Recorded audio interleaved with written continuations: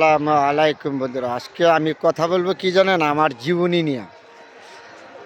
আমার জীবনটাই আসলে সংগ্রাম যুদ্ধে গেছে, কিন্তু আমার বাবা ছিল একজন সাধারণ মানুষ। আমি সাধারণ পরিবারের ঘরে জন্ম, যেহেতু আমি কৃষিকাজের দিকে আমার বাবার মনোযোগ ছিল, আমারও মনোযোগ ছিল। কেননা যতটুকু জায়গার সম্পত্তি ছিল এ নিয়ে আমরা কইরা খাওয়ার জন্য সবসময় আমার মনোযোগ ছিল। তো আমার একটা কথা কি, আমি ছোটোর সময় থেকে সংগ্রাম যুদ্ধ করে যাচ্ছি, কিন্তু কাজকে কখনো আমি ভয় করি নাই। সবসময় কাজ আমি গুরুত্বপূর্ণ মনোযোগ দিয়ে কাজ পরিচালনা করেছি। কৃষিকাজ হোক, চাকরিতে হোক, ব্যবসাতে হোক, আমি এরকমভাবে মনোযোগ দিয়ে আমার জীবনটা আমি চলে যাচ্ছি। কিন্তু আমি কাউকে আঘাত করার চেষ্টা করছি না, আমার জীবনে আমি আঘাত করে নিই। কিন্তু তারপরেও আমার ভাগ্যে দুঃখ দুর্দশা সবসময় লেগে থাকে। তারপরেও আমি দুঃখ নিই না, আল্লাহর উপরে ভরসা রেখে আমি এগিয়ে যাচ্ছি। কিন্তু আমি যে সুখী না তাও বলা যাবে না, আমি দুঃখে আছি তাও বলা যাবে না। মোটামুটি আপনাকে দোয়ায় আমি বেঁচে আছি, মানুষের সমাজের সাথে তাল মিলিয়ে চলতে পারতেছি। এটা হইলো আমার শরবত থেকে পাওয়া।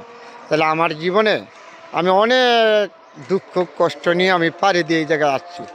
আমার ছেলে মেয়ে পরিবার, আমার ভাই বোন, মা বাবা, সবার সাথে আমি বেসার কম মন মানসিকতা রক্ষা করার যুদ্ধ বেরা আমি এগিয়ে আসছি। এখন আমি এখানে যাচ্ছি। তারপরে আমি দেখেন, এমন একজন ব্যক্তি আমার জীবনে আমি কার ক্ষতি করি নি। আমি যতটুকু সম্ভব আমি চেষ্টা করি তার উপকার করার জন্য। কিন্তু আমি অর্থের মালিক না, বাড়ি গাড়ি ধন সম্পত্তির মালিক না। আমি পারে মুখে তাকে একটু সম্মানিত করতে পারি না। তাহলে মহাব্বত ভালোবাসা দিয়ে চলার চেষ্টা করি, আমি সতর্ক বেঁচে থাকি। আর বাকি জীবনটা যতদিন আমি বেঁচে থাকবো চেষ্টা করবো সবার সাথে মন মানসিকতা রক্ষা করে দেবো। তাহলে দেখেন, একজন মানুষ সবার সাথে ভালো হইতে পারে না। তা আমি যে একজন মানুষ, হয়তো আমি একটা ভাইয়ের কাছে ভালো হইতে পারছি বা একটা বোনের কাছে ভালো হইতে পারি নাই, আরেকজনের কাছে হইতে পারি না, আমার পাড়া প্রতির সাথে ভালো হইতে পারি না, আরেকজনের কাছে আমি ভালো হচ্ছি। এরকমই প্রতিটা মানুষের জীবনে এরকম যাচ্ছে, একজন মানুষ সবার সাথে ভালো হইতে পারে না।